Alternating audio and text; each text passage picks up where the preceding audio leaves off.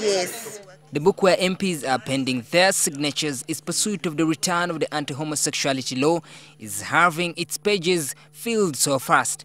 Most lawmakers have signed to ensure a return of the controversial law that the Constitutional Court annulled last week, saying it was passed without quorum in violation of the parliamentary rules of procedure.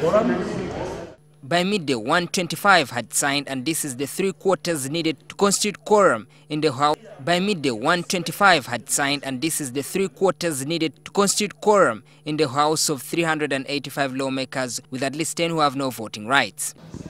And we are not looking for only for the quorum. That is, a quorum is only 125 members. But we are looking for all members of parliament who are in support. The legislators were upbeat, saying they can't wait to stamp the authority and pass the homosexuality bill. In fact, there should be no retreat and no surrender. God created man to marry a woman. Why should you intervene in some people's culture? But some MPs were critical of their colleagues wondering about the euphoria now, yet they had the opportunity to properly pass the law last year. To blame ourselves.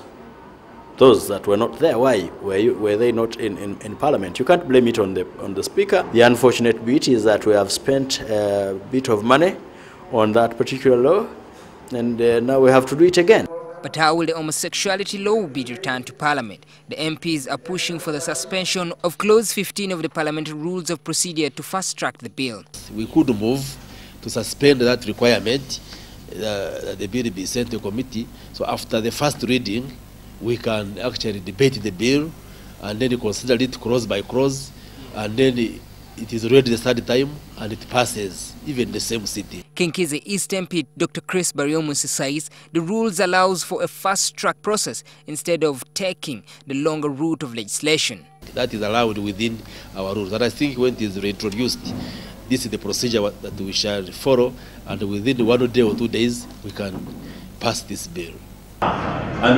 Later in the evening, Leader of Opposition Wafula Guta and Opposition Chief Whip Cecilia Ogwal also threw their weight behind the push. District. I've already been warned to keep quiet. And after the weekly cabinet meeting, State Minister for Ethics and Integrity, the Reverend Father Simon Lokodo, who has been key in fighting homosexuality, also signed a book alongside State Minister for Lands Ida Nantaba. Parliament is expected to resume next Tuesday, and the lawmakers want this item debated immediately. More research all NTV at Parliament.